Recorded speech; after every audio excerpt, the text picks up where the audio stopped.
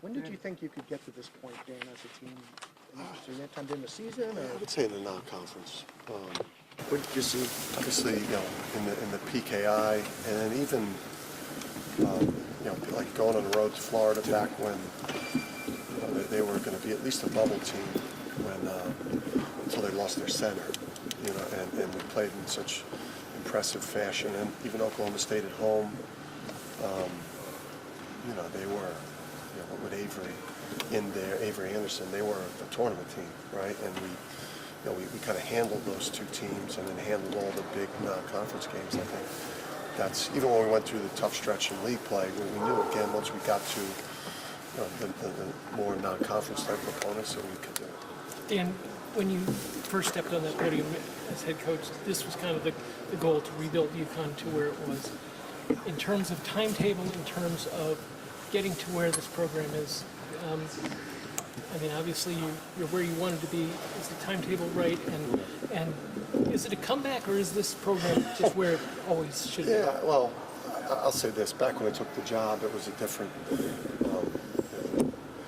you had to build a program back when I took the job. That was pre-transfer portal. That was pre-NIL. There were a lot of things different about taking a program from where ours was to back to obviously this level. So yeah, the timeline, I think, with the way that we did it in terms of building a culture, doing it without cheating, without lying, without doing it with integrity and building it the right way. Yeah, we're exactly on time. What I'd like to have, I'm not going to talk about next year, or last year, excuse me. You're going to get me to say I wish I had a Sweet 16 last year. It was going to build, but and then as far as this goes, all UConn and blue blood programs, they're only as good as the players you get, the coaching staff you have.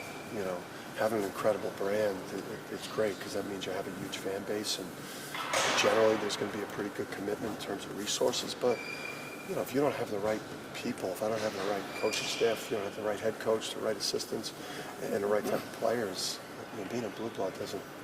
There's a lot of teams at home right now that are blue bloods. Dan, you talked about the guys, you were having a chip on their shoulder during the season, but you go into this weekend, as a favorite. How did that change things, or does it at all? Yeah, just, the struggles during the Big East play, I think, is a great reminder and something that we can reflect on, that if we get away from our identity, hardest playing team on the court, play defense at an elite level, move the ball offensively, and win the rebounding. Like, if we get away from that, we're as vulnerable as anyone else. We've already experienced it. And again, we were not a ranked team in the preseason. That was something that we utilized a lot early on, and I guess it's harder now because we've had a great season to this point. But we didn't set out for the season setting the goal of going to the Final Four. It's an incredible accomplishment, but we want to play for national championship on Monday. Dan, can you share in general how you have to go about recruiting the portal? I know how much evaluation and analysis goes through traditional means to find good players, and not only that, but kids who fit your culture, so to speak. Whereas in the portal, you're kind of in a rush race. Can you just tell me about that process and how you can be successful with it? Well, I just think, obviously, as this season is, in the back of your mind right now, you're obviously thinking about who's going to return, who's going to the NBA, who's likely to go in the portal, and you're already obviously thinking about the type of skill set. But I think we learned a lot about the type of personalities that you need to bring into a program like UConn, because it is a unique place. The mental makeup of the players is critical to be able to handle the standards. And the outside noise when you play in a place like this. I think we nailed it with a guy like Tristan, who was like a cool customer, who's kind of pretty level-headed and steady with his approach. You got Joey, who's got a ton of swagger, and Hassan with tremendous toughness, and Naheem, who's got confidence from having come through in the NCAA tournament. So we're not going to be in a rush. I wasn't in a rush. We were very specific. There was actually probably a pretty long time in between most of those guys in terms of when we took them and what we identified. So it's not too difficult to gauge those intangibles No, versus regular recruiting? No, because I think we've learned a lot from some past mistakes that we've made. We've got to get to know people, and just because somebody's rated high or considered the 7th best transfer doesn't mean that they can help you win. There's a lot of high-level high school. I don't know if there's not a McDonald's All-American left, and there's probably a lot of top transfers whose teams didn't get very far. So you got to get who fits you and what your program needs. What challenges does Miami present with its guards? Just tremendous individual ability to get their own shot, to score. Miller is an NBA player. Wang is an NBA guard. Those two guys are, they should be draft picks. They're both tremendous players that are really hard to guard one-on-one. Pack is obviously, one of the best shooters in the country, and even though he doesn't have great size, he finds separation and he gets it off quick. Poplar is another player that's playing at a very high level, and he may be an NBA player as well. So, they're just really talented, and then they've got a 5-man that's maybe the best rebounder and physical presence in the country. So it's a really, really hard game for both of us. Dan, at the start of the tournament, you talked about having the balance between having that chip on your shoulder and having a little bit of swagger, and we even saw you looser than I think we've ever seen you on the sideline before. How do you maintain that balance going into Thursday and the rest of the way? Yeah, I was probably as loose as I was when we were playing so great at the beginning of the year. You'd probably ask me, why are you so loose? And then when your team's not playing great, you tend to be more animated because you're trying to get you're fighting for every point. I just think that the group, I jumped them today a little bit in practice because they got to get their head out of their phone. There's obviously a lot of media and attention that comes with this. That's great for university. It's great for the basketball program. When you get on this stage, it's a great opportunity for everyone. But we've got to be focused on the work. We've got 101 hours or something. No one's counting, but 101 hours until we play. And we need to be completely immersed when we're not in front of you guys in our work and in preparation for a great Miami team. Speaking of Andre is obviously so important to the team. Maybe starting to get some national recognition now, but didn't make all regional, didn't make all Big East, that kind of stuff. Does that even bother him, or does it fuel him? It seems like all he cares about is a team, and individual stuff doesn't matter at all. Is it all regional team? I don't even know. I didn't know about that. Adama and Jordan. Oh, okay. All right. Listen, he's the most selfless, the best leader, the best captain you'll ever come across. And I also, Andre, he's probably slighted in terms of those types of awards. Obviously, we put him up for a lot of the defensive awards, but in the end, he's got a tremendous legacy here that he's created from nothing. He got here and the team wasn't very good, and he's helped rebuild this thing. And the right NBA people really love his traits. So if he ends up playing the NBA for 12 years and doesn't make the all-region team, I'm sure he's good at it. Coach, have you talked to any coaches about the logistics of how to handle a Final Four? This is your first one. And will you have a moment of reflection, maybe 10 minutes before the game, when you see 70,000 people from St. Benedict's to here? Oh, crazy, right? I mean, it's been unbelievable. Listen, I've been just mining Coach Calhoun, for information, advice, wisdom, especially in the last month, but recently on overdrive, just to try to squeeze every bit of information from him, and he's been a fixture here, and he'll be back before we go for one last message to the boys, and then he'll be with us. Obviously, Gino's been an incredible resource since I've been here, and he's obviously been helpful to get ready for this weekend. And then for me, Jay Wright's been great to me. Coach K with their Final Four experience. And I have my own people, my brother, my dad, Seth Greenberg, the people that give me great advice just as a coach, really smart people that I respect. Dan, speaking of the prep, a lot of the guys have noted Coach Luke and the way that he's scouted the teams. Can you just speak to him and how valuable he is? Luke and Kamani and Tom, obviously, there's not a better group of assistants. I've said this, several times the last couple of days. It's a special group of players, but it's a unique staff where you have, Kamani and Luke's phones should be ringing off the hook with coaching opportunities because of what they've been able to do here as recruiters, as player development, and as tactical coaches.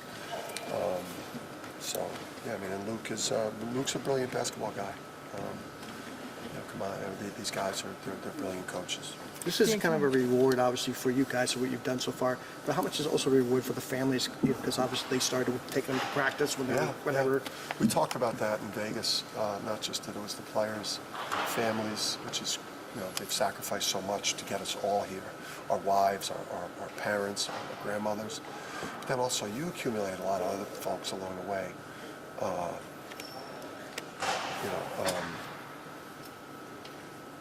Mario and Kimber and their family, the parents of Aubrian, and Mike Hayes, and Teddy Atlas, and Inky Johnson, right? And all the people that have kind of come through and have helped us build a culture here, right? Kind of like the speakers who live and die with our games. I get motivational videos from Teddy Atlas before every game, him in a boxing gym, and I'm ready to go take somebody's head off. That's what programs become. All the people that are close to you. The administration, Dave Benedict and President Herbst and President Radenka, all these people that are part of it. It's more than just players and coaches. Dan, how much has the Big East meant to this program getting back there, and how much have you meant to the Big East? I think that last part was important. It's been a very mutually beneficial relationship. I think we've been unbelievable for the Big East, and the Big East has been unbelievable, for us. I think it's a perfect fit. This year I think the top four, and when Providence was really playing well, the top five of our league was as good as or better than every league in the country. If Fremantle doesn't get hurt, who knows if they're in the Final Four. Creighton was obviously very close. We're there. And Marquette, had an unbelievable season. So it's been a great partnership. I think we both needed each other. Dan, would you say from day one at Wagner to towards the end of year 5 at UConn, you've changed a great deal as a coach? Are there certain things you've learned over these years about? Yeah, I probably learned the most at St. Benedict's, to be honest with you. The best thing that ever happened to me was getting fired at Rutgers, because then I had to, I didn't just become like a college coaching robot. I went and I taught history, and I was responsible for homeroom in the morning and afternoon cleanup, and I coached. I learned how to be a leader. I made a lot of mistakes. I learned from them, and I developed my own coaching style. And Father Edwin Leahy at that school taught me a lot about how to be a leader. And then I just thinking every coach is always getting better, and you're going to continue to get better until it's time for you to retire, and then you got to go away once you stop improving, because no one masters coaching. You just get too old to keep going. You ever chuckle about this journey? Las Vegas, you had a hotel issue, plane coming back. You have a good sense of humor. How do you take those things? It's I not just easy. think it's me. I don't think it's anybody else. I just think it's me. It's me. I've always, these things always happen to my teams, but I do think things like this, it's good for, it's good. I think it's good to have these things going on. It brings you together and gives you that little bit of edge that, they disrespected us. They sent us to the... It's good for the story. They sent us the worst plane, even though it's a great plane. Cavernous backdrop of the football stadium. Both teams have to deal with it, obviously. But is there any way to prepare for that? As long as there's not something set up, we'll just try to get into Gamble tomorrow, just so that you're shooting in a bigger place than a practice gym. But we actually get a couple, you get a practice in there, close practice, you get another chance to shoot. I think we'll get enough time in there, and I do think that we have guys that are confident shooters that aren't going to be, Jordan thinks he's going to make every shot. Joey thinks he'll make every shot. Alex, I'm confident. Rhode Island shoes? Oh, these guys right here? No, when my wife Andrea packed my bag this morning, she thought that the gray matched the gray. Okay. Well, whatever. Yeah. One less decision you have to make. Yes, exactly. You watching the McDonald's game tonight? I will be watching.